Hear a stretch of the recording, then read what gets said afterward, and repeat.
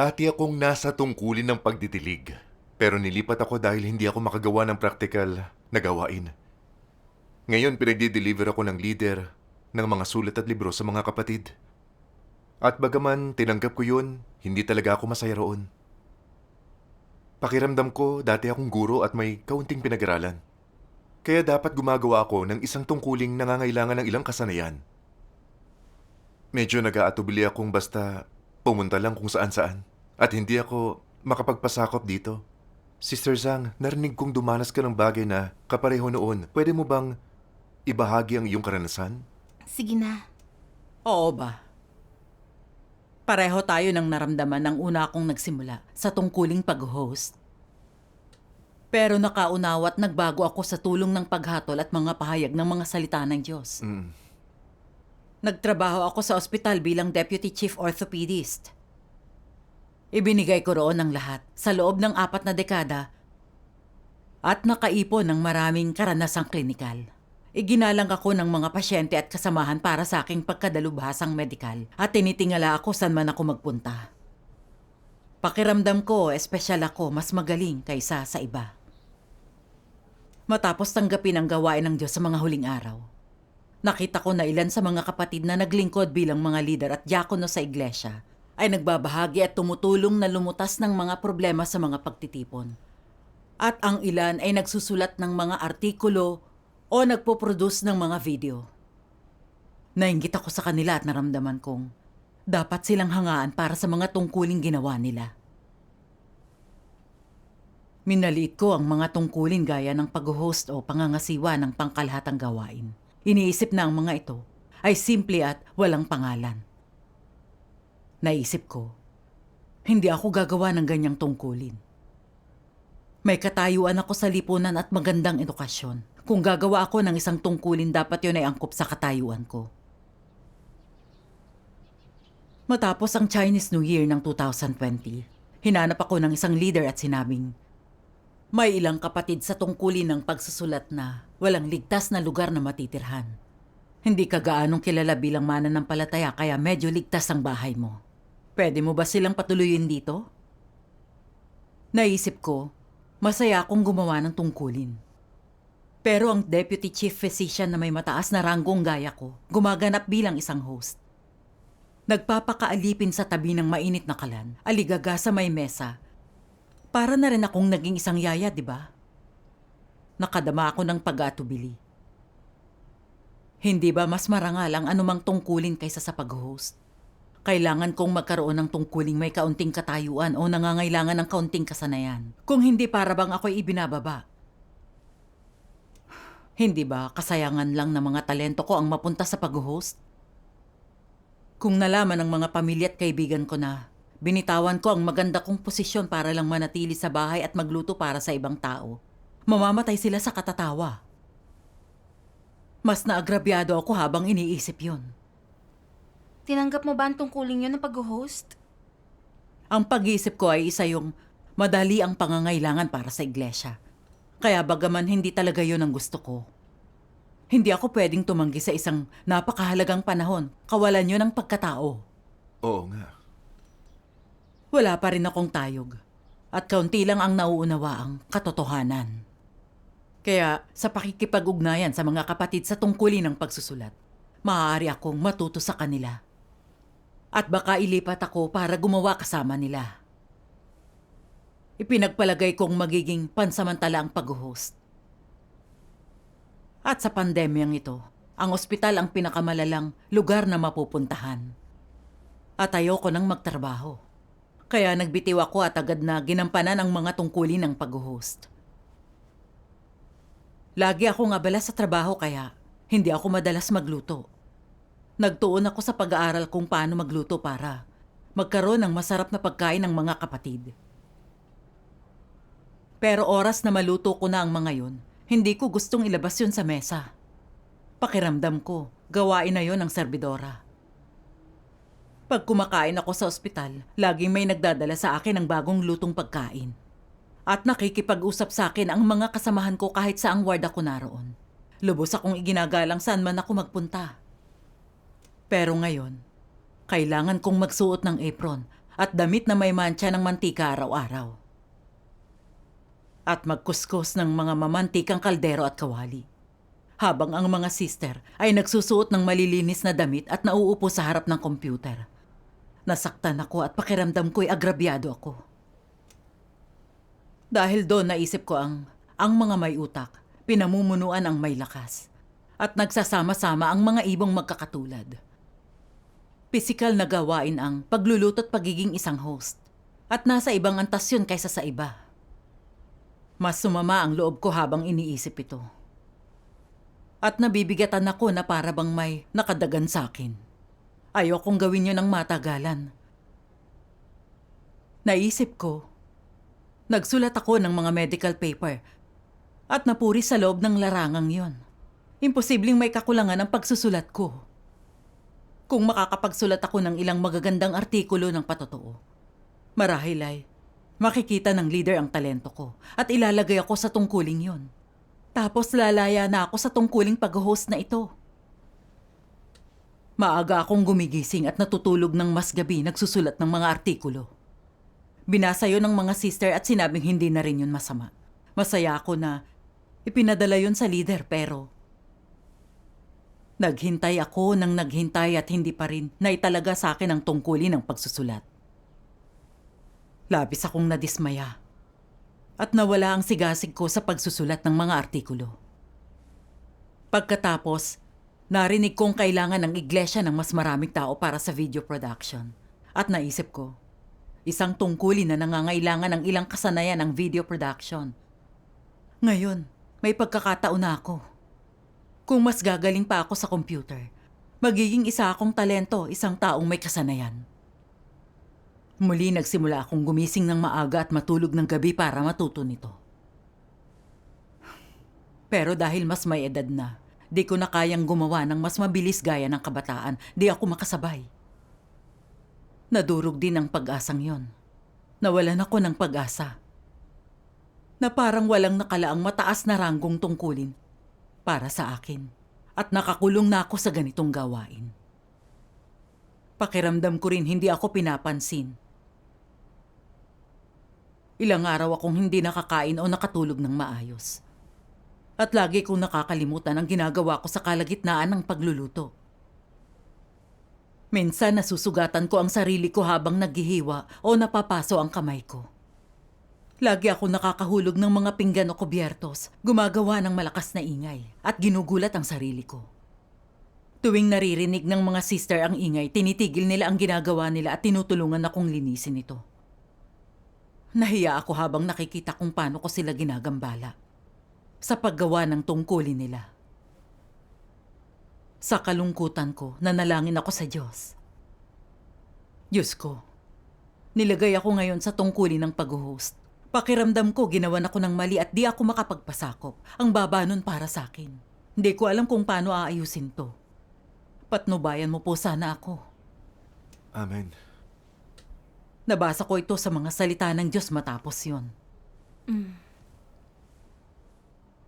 Ano man ang tungkulin mo, huwag kang mamili kung ano ang mataas at mababa. Kunwari sinabi mong, bagamat ang gawain ito ay atas ng Diyos at gawain ng sambahayan ng Diyos, kung gagawin ko ito baka maging mababa ang tingin ng mga tao sa akin.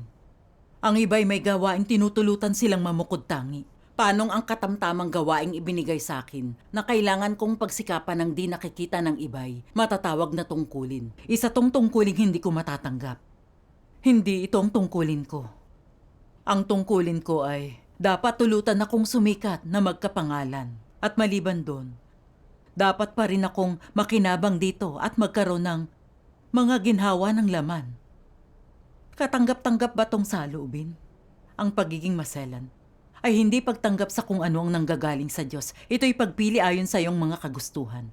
Hindi ito pagtanggap ng iyong tungkulin. Ito'y pagtanggi sa iyong tungkulin. Sa sandaling mamili ka, imposible na sa iyong tunay na tumanggap. Ang ganong pagkamaselan ay nahahaluan ng mga kagustuhan mo at pagnanais. Kapag isinasalang-alang mo ang iyong pakinabang, ang iyong reputasyon at iba pa, ang pag-uugali mo sa iyong tungkulin ay hindi mapagpasakop. Amen. Talagang tumago sa puso ko ang siping ito. Inihayag ng mga salita ng Diyos ang kalagayan ko. Tinuturing ko ang sarili ko bilang kilalang eksperto na may katayuan. Kaya dapat akong unahin saan man ako magpunta. Gusto kong gamitin kalamangan yon at mangibabaw sa lahat. Nang ilagay ako sa tungkulin ng pag-host, pakiramdam ko ay binababa ang katayuan ko para bang kawalan yun ng hustisya. Pero ang paghatol at mga paghahayag ng mga salita ng Diyos ang nagpakita sa akin na ang dahilan ng paghamak ko sa pag-host ay dahil tinitingnan ko ang tungkulin ko sa sambahayan ng Diyos mula sa pananaw ng di mananampalataya. Tinitingnan ko ang mga tungkulin base sa kung mataas ba o mababa. Kung makakagawa ako ng pangalan para sa sarili ko, masaya akong gawin yon. Pero hinahamak ko ang nasa likod ng mga eksena. Ang pananaw na yon ang pumipigil sa akin. Natuparin ang sarili kong tungkulin at gusto ko nang sumuko. Totoo. Hindi ko inisip kahit kaunti ang kalooban ng Diyos sa tungkulin ko. Para lang sa akin yon, para mapaganda ang imahe ko, para mahanap ang karangalan at katayuan. Inaangat ako ng Diyos sa pamamagitan ng pagtutulot sa aking magsagawa ng tungkulin ng isang nilalang. Pero pumipili ako batay sa personal kong kagustuhan. Lubos yung hindi makatwiran. Pakiramdam ko, ang laki ng utang ko sa Diyos. At nagpasya akong isapuso ang paggawa ng mabuti sa tungkulin ko. Matapos yon, kumain at uminom ako ng mga salita ng Diyos at nanalangin dahil sa kalagayan ko. At nagawa kong mag-host ng walang pasubali. Salamat sa Diyos. Pero nabahala na naman ako ng sumunod na pangyayari. Nahalal bilang leader ang isang sister na hino-host ko. At nainggit ako sa kanya. Naisip ko, pinahalagahan ng isang taong nasa tungkulin ng pagsusulat. Talagang nakakagawa sila ng pangalan. At pwede pang maging leader pag pinagbuti nila. Pero anong klaseng kinabukasan ng mayroon ang isang nasa tungkulin ng pag-host? Lagi akong may suot na apron. Laging may mga talsik ng mantika at amoy usok. At sa tuwing lumalabas ako para mamili, natatakot akong makakita ng kakilala. At matanong kong, ba't hindi ko ginagamit ang kasanayan ko sa medisina? Yumuyuko lang ako at mabilis na naglalakad, hindi lumalayo sa mga dingding. Hindi ako makahinga hanggat di pa ako nakakauwi. Dati kong inilalagay ang sarili ko sa pansining lugar saan man ako magpunta at madalas na nagbibigay ng diskurso. Ang lahat ay sumusubok na makipagkamay sa akin pero ngayon ay ayoko nang may makakita sa akin. Nagtatago ako para lang bumili ng gulay. Mas lalo akong nabalisa. At di ko maalis sa isip ko ang pangingibabaw ko sa mundo. Talagang nakakasabik ang matawag na eksperto, direktor at maging propesor. Hindi ko mapigil na gulitain ang tungkol sa paghanga ng mga lider, ang papuri ng mga kasamahan at ang mga tagasunod na pasyente. Pakiramdam ko, marangal na paraan yon para mabuhay. Pakiramdam ko, isa akong phoenix na naging isang manok. At iniisip ko kung kailan ako matatapos sa tungkuling yon. Di ko mapigilang makaramdam ng inggit. At nakita ko man silang nasasarapan sa pagkain nila, hindi ako makakain. Medyo malaki ang ipinayat ko. Pagkatapos, tinawagan ako ng direktor ng ospital. Kontrolado na raw ang pandemya at tinanong ako kung gusto ko bang bumalik sa trabaho. Nabalisan na naman ako ng oras na yon. Maganda sanang magtrabaho uli. Na mabuhay uli sa buhay na yon ng reputasyon. At isuot ang kapa ng isang eksperto. Pero alam kong mahalaga ang pag-host ko. At kailangan kong ingatan ang kaligtasan ng mga sister. Kung babalik ako sa trabaho, di ko na sila magagawang i-host pa. Nanalangin ako sa Diyos. Diyos ko, hindi ako nakapagpasakop sa tungkuling ito ng pag-host. Hindi ko basta mapakawalan ang nakaraan. Patnubayan mo akong makilala ang sarili ko at tulungan akong magpasakop. Amen. Sa aking paghahanap, nakita ko to sa mga salita ng Diyos. Isipin kung paano ninyo dapat tingnan ang halaga ng isang tao sa lipunan ang kanyang katayuan o pinagmulang pamilya. Anong pinakaangkop na salubing dapat taglayin? Sa simula, dapat tumingin ang mga tao sa mga salita ng Diyos upang makita kung anong tingin niya sa kanila. Sa gantong paraan lang makakamit ng isang tao ang pagkaunawa sa katotohanan at maiiwasang gumawa ng salungat dito. Kung gayon, paano tinitingnan ng Diyos ang pinagmula ng pamilya, katayuan sa lipunan? At taas ng pinag-aralan o kayamanan na nakakamit ng isang tao sa lipunan kung hindi mo ibabatay ang lahat sa mga salita ng Diyos, ni tumatayo sa kanyang panig, na tumatanggap ng mga bagay mula sa Diyos. Tiyak na magkakaroon ng agwat sa pagitan ng iyong mga pananaw sa mga bagay-bagay at sa mga layunin niya. Kung hindi malaki ang agwat at maliit lang ang lihis, hindi ito magiging problema. Ngunit kung salungat ang mga ito sa kalooban ng Diyos, hindi nakaayon ang mga ito sa katotohanan. Sa isip ng Diyos, itinatakda niya sa huli kung gaano karami ang ibibigay sa isang tao at siya ang nagpapasya sa iyong lugar. Sa lipunan, hindi ang mga tao. Kung gagawing mahirap ng Diyos ang isang tao, wala bang pag-asa ang taong yun na maligtas? Kung mababa ang halaga o katayuan nila sa lipunan, hindi ba sila ililigtas ng Diyos? Kung mababa ang katayuan nila, sa lipunan mababa ba ang pagtingin sa kanila ng Diyos? Hindi naman ganoon. Kung gayon, ano talaga ang mahalaga? Ang mahalaga ay ang landas na sinusundan ng taong yon, ang kanilang mga hangarin, at ang kanilang saloobin sa katotohanan at sa Diyos. Kung napakababa ng katayuan ng tao sa lipunan, siya'y maralita at kulang sa pinag-aralan. Ngunit mapagpakumbaba sa kanyang pananampalataya sa Diyos at mahal ang katotohanan at positibong mga bagay. Mabababa o mataas ang halaga ng taong yun sa Diyos, sila ba'y marangal o aba?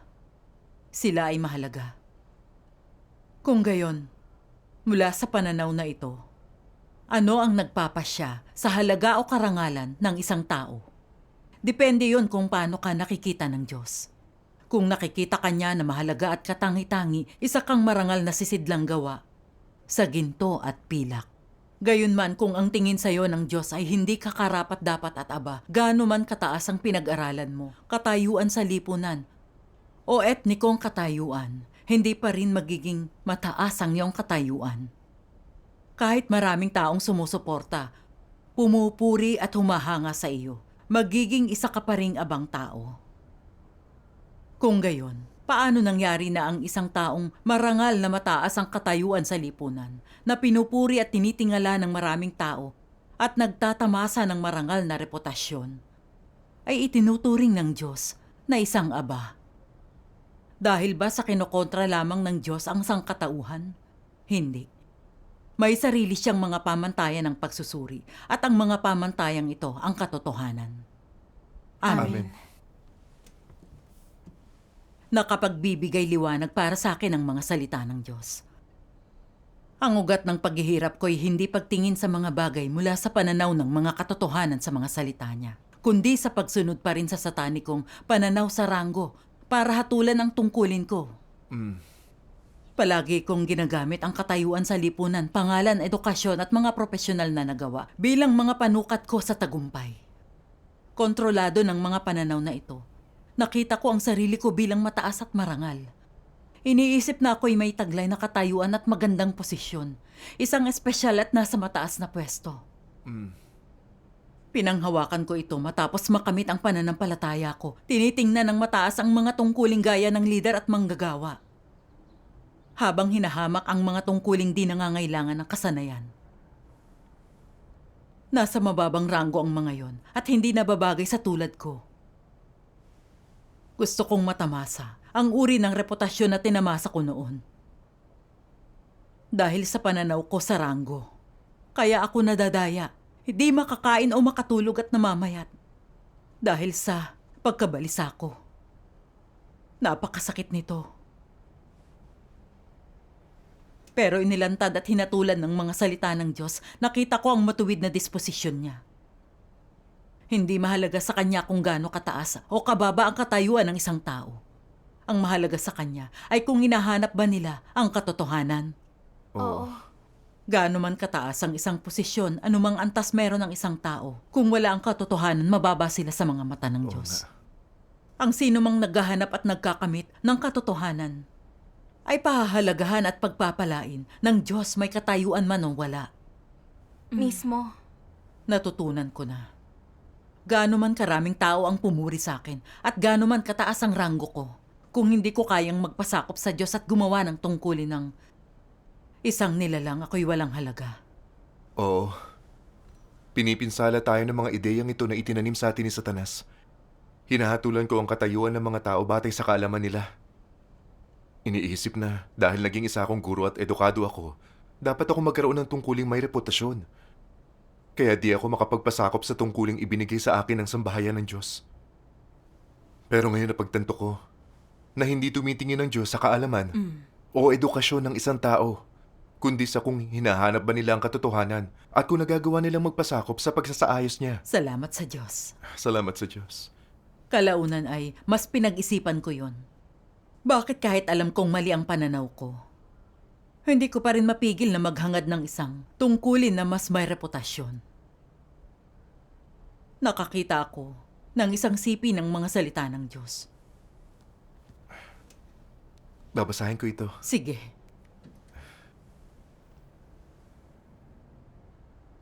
Ginagamit ni Satanas ang kasikatan at pakinabang upang kontrolin ang isip ng tao hanggang sa iyon na lang ang nasa isip nila. Para sa kasikatan at pakinabang, nagsisikap sila, naghihirap at nagtitiis sa kahihiyan.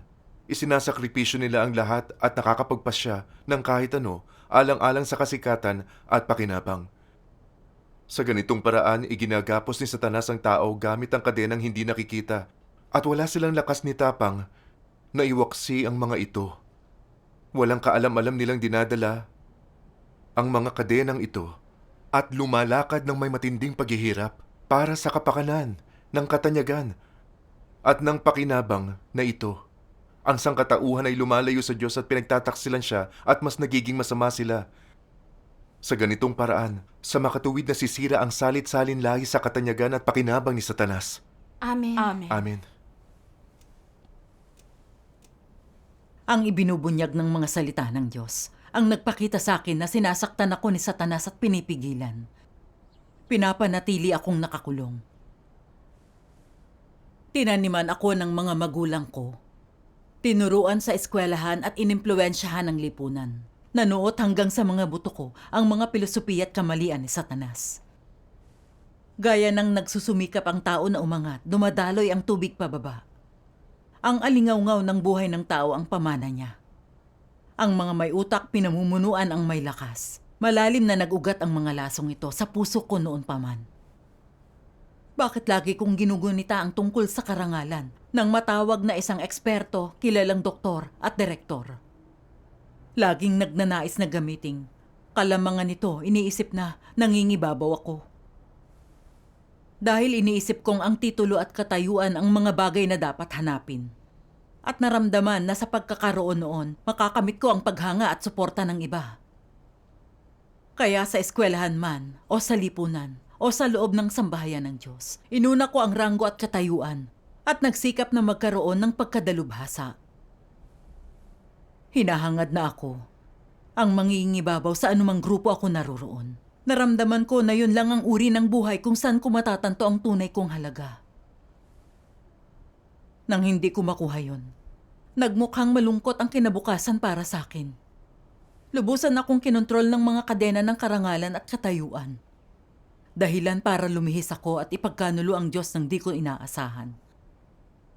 Natutunan ko rin na hindi mukhang malaki ang tungkulin ng pag-host, pero ang mga kalagayang yun ang nagtulot sa aking makilala ang mga mali kong pananaw sa paghahanap. Hanapin ang katotohanan habang ginagawa ang tungkulin at mapalaya mula sa karangalan at pakinabang. Tama ka. Nang maunawaan ko ang mabubuting layunin ng Diyos, taos-puso ko siyang pinasalamatan. At nagsisi at nakonsyensya ako. Lumuhod ako sa harap ng Diyos at nanalangin ako. Diyos ko, salamat sa pagsasaayos ng mga kalagayan para ilantad ang tiwali kong disposisyon at iligtas ako mula sa maling paghahanap.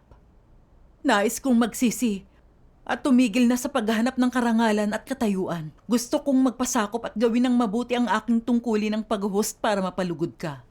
Amen. Tinanggihan ko ang inalok sa akin ng ospital. Salamat sa Diyos. Nakabasa pa ako ng ilang sipi ng mga salita ng Diyos. Anong uri ng tao ang nais ng Diyos?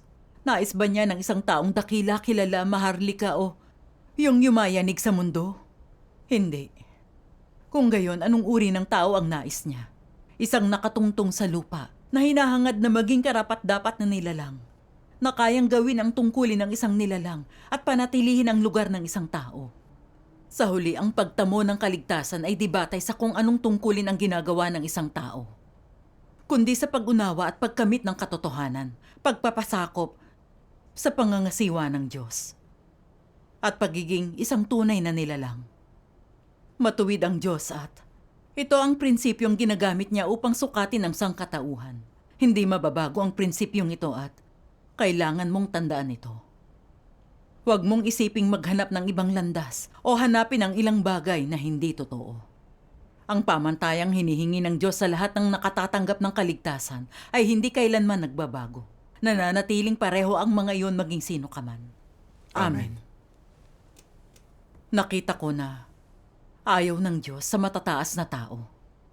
Gusto niya ang mga mapagkumbaba na kayang gawin ang tungkulin ng isang nilalang. Nagkaroon ako ng katayuan sa mundo pero mababaw ang pag-unawa ko sa katotohanan.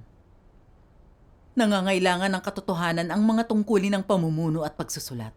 Kaya hindi yun magagawa ng isang tao dahil lang sa may katayuan at kaalaman siya. Kailangan kong maging makatwiran at gawin kung anong kaya ko. Nagkataong may tahanan ako na nababagay para sa pag-host. Kaya kailangan kong magsilbi bilang isang host at hanapin ang katotohanan. Yun lang ang makatwirang bagay. Tiyak yan. Para sa iba't ibang tungkulin, ang tunay na kaibahan lang ay ang pangalan at gawain. Hindi nagbabago ang pagkakakilanlan at diwa ng isang nilalang. Totoo. Inisip ko ang sarili ko, inakala kong napakatanyag ko. Lagi kong tinuturing ang sarili ko bilang eksperto at kilalang doktor. Inakala ko na ang pagiging host ay mababang tungkulin at gusto ko ng mas mahalagang tungkulin.